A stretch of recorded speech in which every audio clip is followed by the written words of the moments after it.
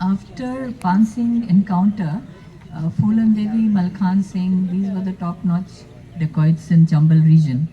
And so they were now scared that Vijay would be after them. So they started negotiating surrender. And that's when Vijay was saying, okay, we'll consider your surrender, etc. Because he had got all the informers, etc. Put them in jail, and so they were really finding the noose tightening around them. And that's when certain political things happened, and Vijay was transferred out within like no time, and like he was asked to join Raipur within 3 days. So for me, it was great because Bhind was like way beyond my imagination. I was living there for 2 years amongst all these dacoits and things like that. So I was very thrilled that we were going to Raipur, which was a city and where there was a television. In those days, the cities didn't have television, but Raipur had because the information minister was from there. And Vijay went there. So we went away, and in fact, after that, and we went to this thing, Bhopal, and then we went to Delhi. In those days, if you all remember from my age, that on Sundays we used to have a movie, so on Doordarshan. So that was one time where we all used to sit together and watch the movie. And Vijay used to be most of the time, living out of his suitcase, traveling with Rajiv Gandhi here and there. But fortunately, that day he was there at home, so we were watching.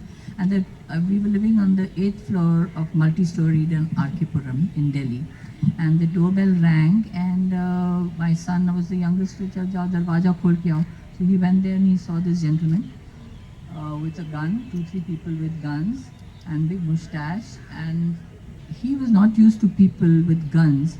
So he got a scare and he quickly closed the door, and he said, yes, he says, does Vijay Raman stay here? So they said, हाँ, तो उनको बोलना Malkhan Dadda आया है. So he was really very scared.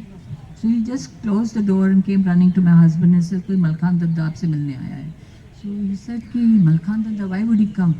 I mean, he had already surrendered, and he was in jail, and why is he coming? I don't think so. Anyway, so he went there. So lo and behold, this was a dacoit, Malkhan Singh. After being sent on parole, he had come all the way to Delhi, and he had climbed, come up to the 8th floor, and he had come to meet my husband. Now like you're in a flat, earlier, like when you're in bungalows and districts, as you know, you have that special place where you have an office where you can meet all the choru chakkas and everyone there. But you had a special office, camp office that you used to call. Here in a flat, you don't have anything. So we just said, you just step aside and let him come into the drawing room, where all our friends, family, and all be entertained. So I was wondering, Malkhan Singh, I'd also known only him as a dacoit. So I also came out to the drawing room, and lo and behold, because when he had surrendered, his photographs were all over the paper. So I knew, I said, my God, why has he come? And there are 4 people with guns. So I was really petrified. I said, I'm going to be sitting here. I said, Vijay, I'm going to be around. He says, okay, just hang around. So okay, I went and got waters. He says, no, मेरे पानी नहीं पीना, मैं नहीं P सकता हूँ. Then he put tilak for my husband and gave him some money and sat down. And then he had just basically come to say that, sir, मेरा condition नहीं था आपको transfer कराने का. Because when he surrendered, the newspapers had their first condition was that Vijay Raman should be transferred out of Bhind. Only then I will surrender, and बाकी की ये बंदूक चाहिए, ज़मीन चाहिए, blah blah blah. Which Vijay said कि अरे you're surrendering or am I surrendering? So he had not agreed to his terms. So he says, so it's okay. You were doing your job and I was doing my job. Now you are happy that everything is okay. But at that point of time, I was sitting there because he had come with guns. I said, क्या revenge लेने आया है या क्या है भगवान जाने.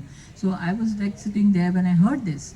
The first time I realized, even criminals, they actually respect your integrity and your dedication to your work. So this was an eye-opener to me, because you feel that they can do anything. Criminals not respecting integrity. But that was it. And so he kept repeating कि मैंने नहीं आपका transfer करा, मैं आप ही के सामने surrender करना चाहता था. So this was an eye-opener for me and for everybody. I think that people do respect your integrity and your dedication to your work.